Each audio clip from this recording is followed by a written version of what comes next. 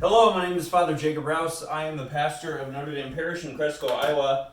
For today's Corona Minute, I thought I would do a purely educational video, specifically a musical educational video on the trumpet and its various sounds and mutes. I had planned on doing this in the middle of the week, but some unfortunate stuff that happened in our country made me have to stop and reflect and pray and respond.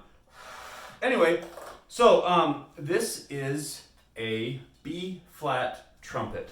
A little bit about me in very, very brief terms. So I started playing this in 5th grade and got very, very good at it and kind of made my whole life and wrapped my whole life around it. So about 10 years of my life, I would spend anywhere from one hour to 6 hours with my face on this trumpet, playing and getting better and practicing. But then I realized that I was chasing, fame and fortune and money and a career and being able to be on stage and wife. I realized that none of that was going to make me happy, and so I decided to finally give in, and God had been calling me to priesthood, and so I finally gave in and gave that a try, which I've never looked back since. But it's been cool during my priesthood, and especially during this quarantine, to be able to go back to the feelings that I had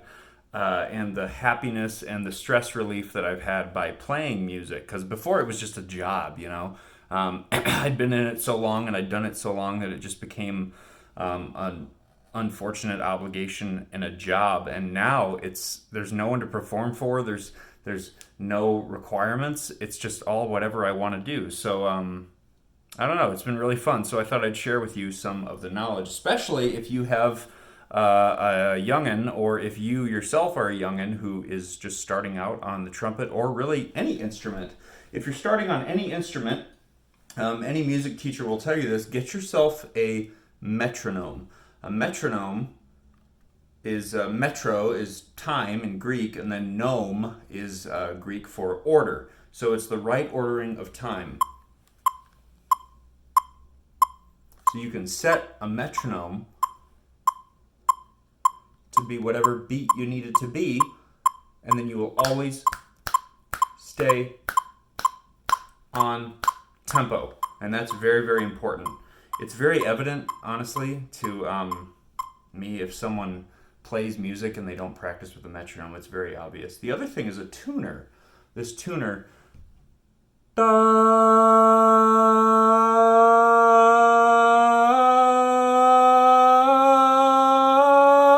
you have to tune every single instrument, even a piano, even a drum you have to tune.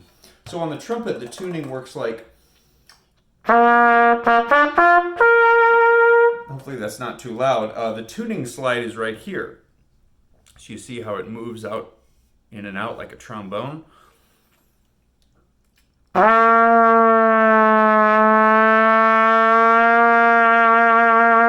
That's where it's supposed to be. So you have to tune a little bit to get in tune and be in line with every single other person that you're playing with in the band. So this is a B-flat trumpet. There's various different types of models and brands. And there's even a piccolo trumpet, there's a C trumpet, there's a cornet, there's a mellophone, there's all sorts of different types. This is a Bach Stradivarius. Let's see if you can see that. A Bach Stradivarius. In the industry, we call it a Bach Strad. Bach Strad. So this is one of my good friends. I've always loved this trumpet.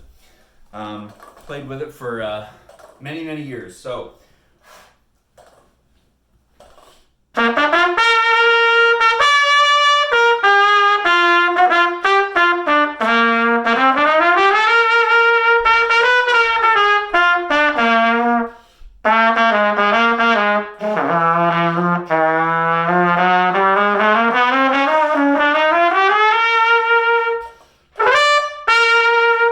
So it's a very bright, joyful, stark, really piercing sound. And that's just the nature of the trumpet. Most of the time it'll have the melody line, which is the main, the chorus, or the main notes that you would know. But there's many, many things that we can do with this trumpet, we can change the voice or the tone of the trumpet. So the first mute, remember mute is something that mutes the sound. So the first thing we're going to work with is the first thing that you buy, a straight mute. There's 3 corks and an aluminum body. So because it's cork, the hot, moist air of my breath makes it stick in the bell. So now I don't have to worry about it going anywhere. So notice the different sound.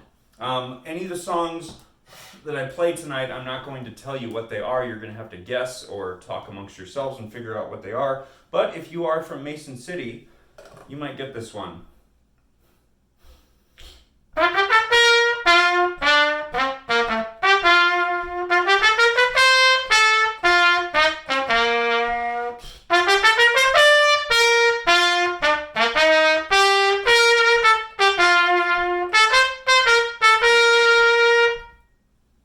So hear how the straight mute gives it a harsh, bright, piercing tone. So we're done with that. The next mute is called a cup mute. See how it's the same shape as the straight mute, except it's stone-lined plexiglass. And it's just like the straight mute, except there's a cup on the bottom, and there's still 3 corks that allow the sound to get through. The song I'm about to play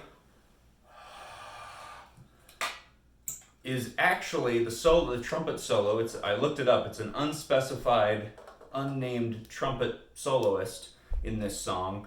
And what they're probably using, based on my listening of the recording, is a bucket mute or a velvetone mute, which is something that clamps on, which is something I never got advanced enough to buy or play with. So you'll recognize the song, of course, but the style and the tune is made famous by a man named, starts with G, ends with Ian Autry.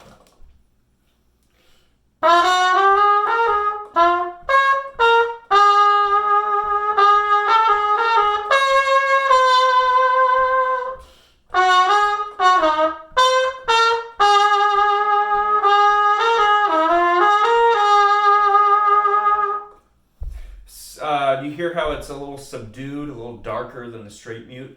Okay, that's the straight mute, and we are done with that. So here comes my favorite mute. So remember how there's those 3 points of cork that touch inside the bell? What this is called a Harmon Mute. Some guy named Mr. Harmon made it up for a while. So notice how there used to be 3 points of contact. Now there's like 360 points of contact. So that means all the air, instead of going through here, all the air goes through this little chamber, kind of like a silencer on a weapon or a pistol. So it takes a lot more air to power this mute, and you will see what it sounds like. There's also the stem. The stem goes in and out. It can change different sounds. So what we're going to do is do a stem in Harmon Mute. Stem in Harmon Mute.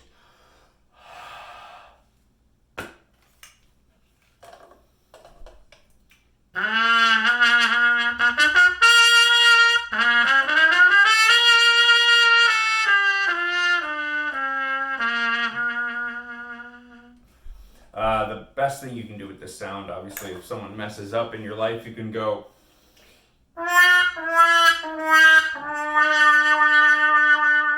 Lovely. Okay, so the next sound that the Harmon Mute makes is stem halfway in. This will make just a little bit different sound.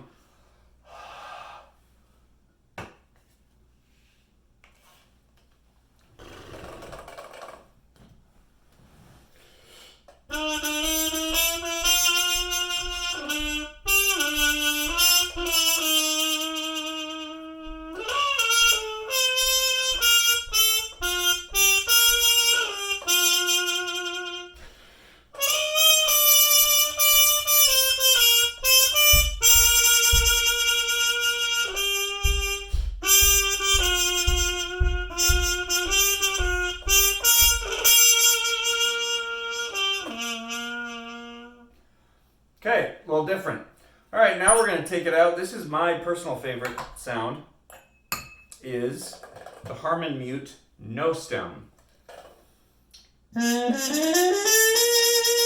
Remember to be guessing each of the tunes that I play.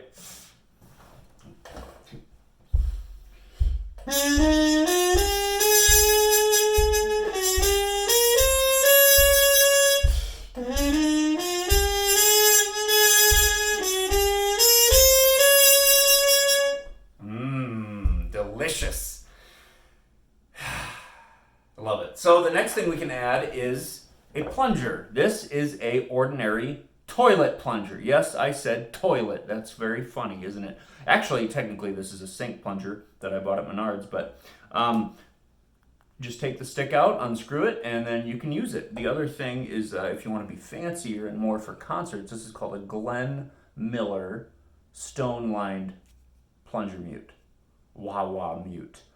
I mean, this one's pretty more professional, but I still love the feeling of,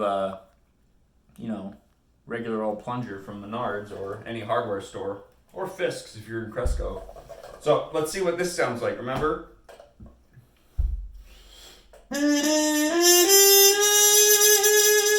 Let's see what this sounds like.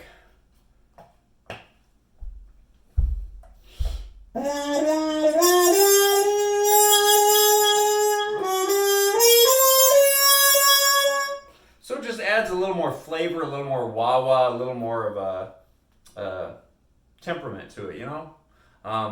Let's see what this sounds like.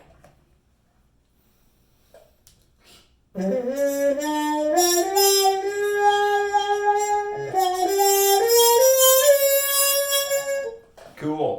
Okay, let's try it without the Harmon Mute. So we're going to take the silencer out. We're done with that. And then we're going to go with, let's try the Menards plunger first.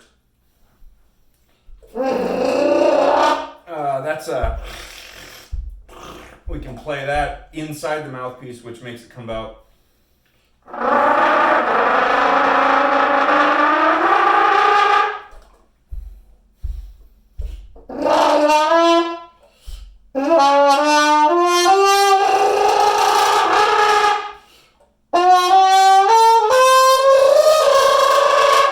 Cool, huh?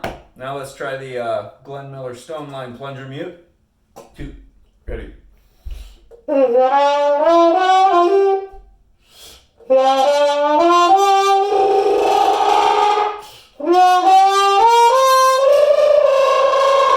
Nice and dirty, huh? Cool. Well, done with that, and then we're done with that. So, I like to use Alcas valve oil. This keeps the valves nice and lubricated and smooth. So if you plan on practicing an instrument, starting one, or picking one back up, remember scales and metronome. Scales and metronome every single day. That is what's going to help you become an accomplished player, help you get the fundamentals down. Even if it's basketball or if it's studying scripture, you got to know the fundamentals. And scales and metronome are going to help you do that. So go find a song, go play a song, go find an instrument, play it, use a metronome, practice your scales, and of course, go wash your hands.